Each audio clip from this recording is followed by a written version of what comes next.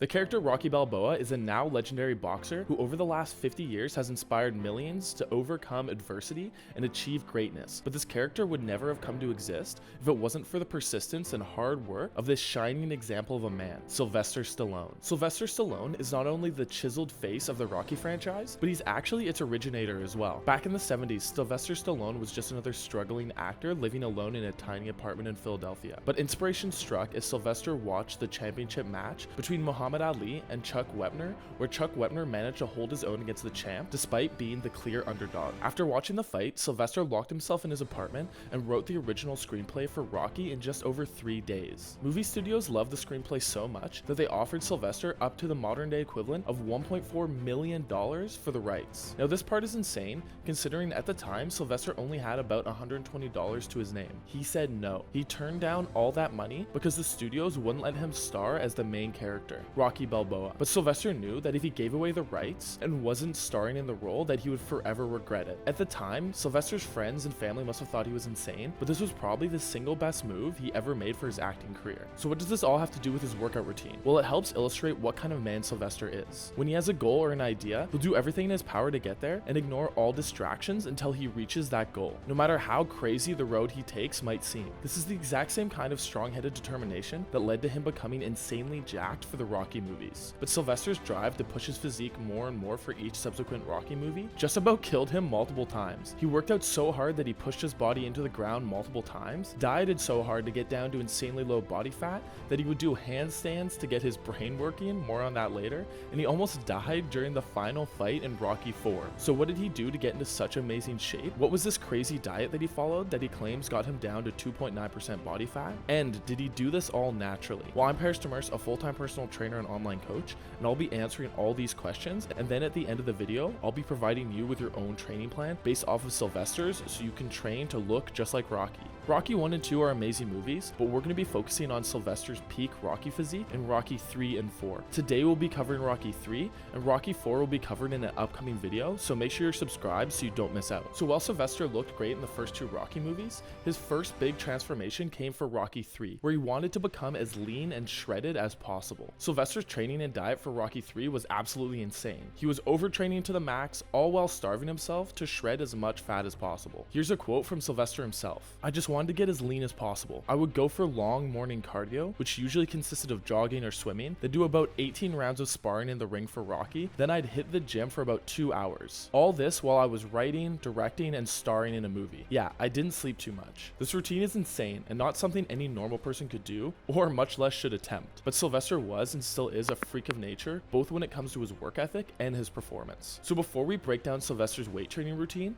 let's take a peek at his diet for Rocky 3. So at the point where Sylvester was peaking for the role and he was at his leanest, he was only having small portions of oatmeal cookies made with brown rice, a couple scoops of tuna fish, and up to 25 cups of coffee with honey per day. Now, if this information didn't come straight from Sylvester himself, I'd have a really hard time believing it, because this is one of the strangest diets I've ever heard of. First of all, 25 cups of coffee a day? That's crazy. Assuming each cup had the standard 95 milligrams of caffeine in it, on a day where Sylvester had the full 25 cups, he'd be consuming almost 6 times the FDA's daily safe maximum dose of caffeine. No wonder he ended up injuring his heart during Rocky 4. But it seems like the coffee was just about the only thing keeping him going during this time, because small portions of oatmeal cookies and a couple scoops of tuna is nowhere near enough food to keep an athlete like Rocky 3 era Stallone going. This is what Sylvester had to say about it in a recent Instagram post. "At the time, my body fat got down to 2.9%, which is a really dangerous level. I may have looked pretty good on the outside, but inside it was a very dangerous thing to do." Dangerous is right. This diet left him so drained that between rounds of practicing fight choreography,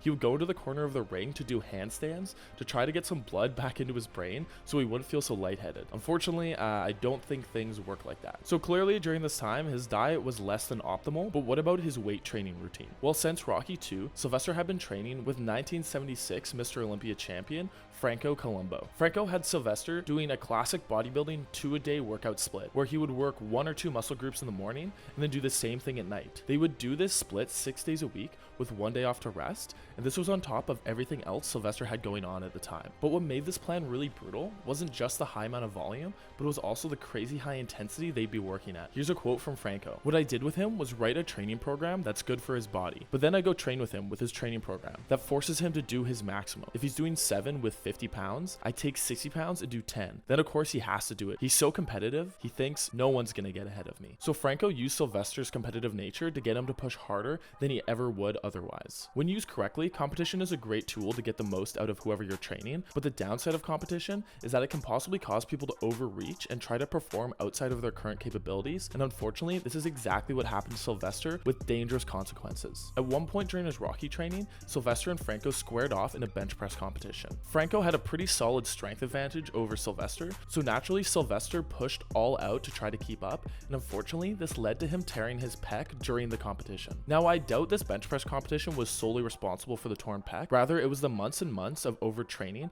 that had Sylvester's body pushed to the limit. So when Sylvester tried to dig deep and push his body to the maximum, it simply gave up and snapped. This is an amazing illustration on why you should work smart, not hard. You might see big results early on by simply throwing every ounce of energy you have at the gym, but eventually all that mindless pushing will lead to injury or illness, which will keep you out of the gym for weeks or even months, negating all those gains you might have made early on. You're going to be much better off with a well thought out training plan that pushes you just hard enough that you can see results and has pre-planned times to deload and rest to make sure your body can fully recover so you can avoid injury and maximize your gains. You're going to get way more out of your training by working consistently for months and years rather than going insanely hard for 4 to 6 weeks and then burning out or getting injured. So now the big question, was Sylvester on steroids for Rocky 3? We don't know for sure as he's never come out and admitted it, but if I had to guess, I would say he was taking a little bit of something like human growth hormone or TRT. There are two big things that lead me to believe he wasn't natural. One is when Sylvester filmed Rocky 3, he was 34. So not super old, but definitely getting up there. But that wasn't what initially made me suspicious. What did is the amount of training volume he was doing while filming a physically intensive movie, all while operating on very little food and sleep. And two, he was training with two-time Mr. Olympia champion Franco Colombo, who was clearly an experienced steroid user,